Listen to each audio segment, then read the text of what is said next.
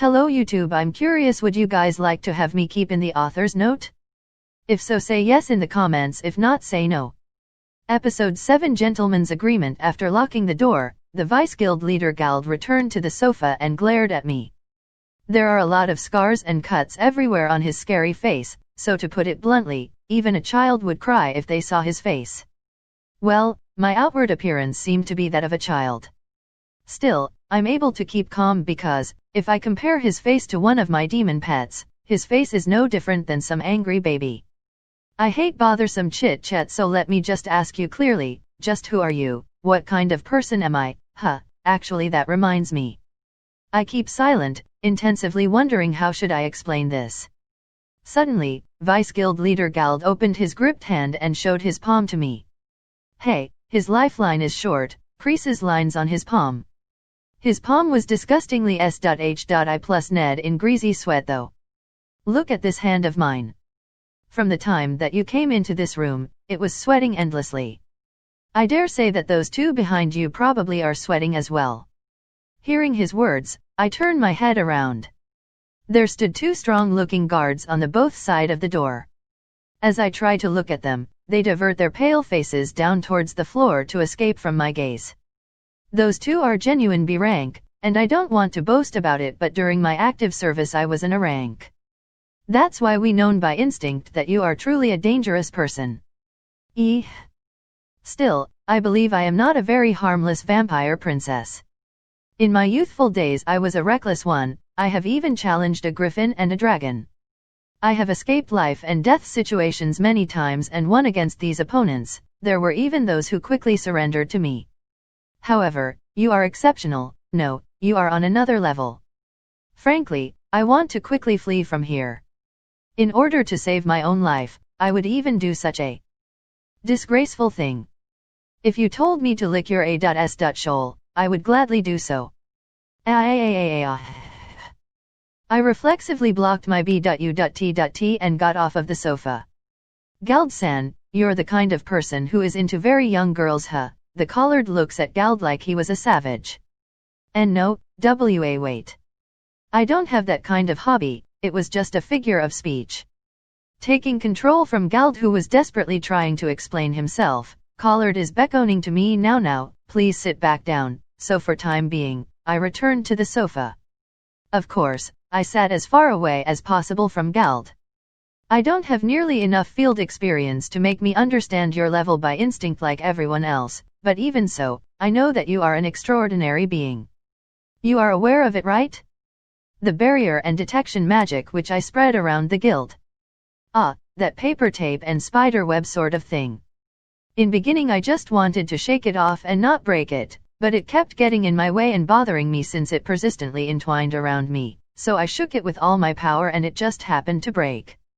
Are you saying that the barrier to defend against BCLA.S.S monsters was paper tape and the country's first CLA.S.S detection magic was a spider thread? Hearing the shocked guild leader Collard's speech, I became shocked too. That was to protect against BCLA.S.S monsters. And that other thing is the country's first CLA.S.S magic? So weak. I spilled my true opinion unintentionally. Seeming mad as expected, Gald cut into our conversation. Just sayin', this guild's number of registered adventurers is 20,000 people. Among those there are 500 B rank and 60 A rank. Plus there are 500 of the country's regulars stationed here.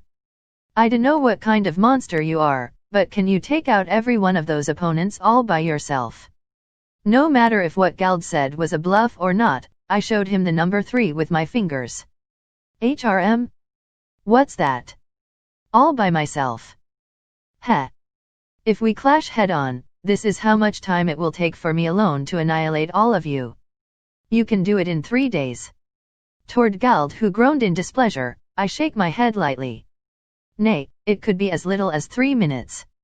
Although, if I bring my subordinates along, a single one could blow this city off the map without a trace in 3 seconds. It wouldn't even take 2 seconds. Tengai declared something that impressive inside my chest. Yes, I'm sure it is definitely true too, which made me worry. Ridiculous, that's a bluff. Staring blankly, he spun those words to persuade himself. This has become a bit annoying. Please wait. Don't tell me, you're planning to say something like in that case should I show you for real, aren't you? I opened my eyes wide. Collard, who stood still in a panicked state, actually got ahead of me. I was planning to say that. So it's true. I completely believe your words. Still, even for mere entertainment, I seriously hope AG.O.D like being like yourself doesn't make such careless statements. Their figures were full of anxiety which somewhat projected my own usual feelings. This thrilled me in paradoxical joy. How should I put it? A feeling like phew, everyone else is tasting my suffering to the maximum arose inside of me. But still, there were no mistakes with what Collard said, and it's pitiful to keep teasing them anymore, so I'll put a stop to this now. Well, if you guys don't meddle with me, I won't plan on doing anything to this city. I guess there's no choice but believe in you. We can't stop you anyway. I understand, we will not meddle with any of your activities. I also promise we will listen to any of your demands if it's within our abilities. Then I have one demand, maybe two. First, don't monitor me. It's natural for both of them to plan to monitor me. They nodded with sour faces. Now for the other one, during my stay some young women might disappear at night, and they will probably be in a trance when they are discovered. There will be no danger to their life and they will be returned to their original location, therefore I want you to overlook this matter. Oi, wait a minute. That's a very serious thing. In the first place, how can we differentiate it from other crimes? I see, there is a point to Gald's complaint. If this overlapped with another abduction, it would be a disaster. That's right. Then, I am going to make my requirements a bit narrower. To describe it in more detail, their age will be between 15 to 20 years old, and they will be a beautiful healthy virgin. Before they disappear they will be seen talking to a really beautiful blonde male, so I wonder about that. Even with that I think your range is still too wide. Whatever.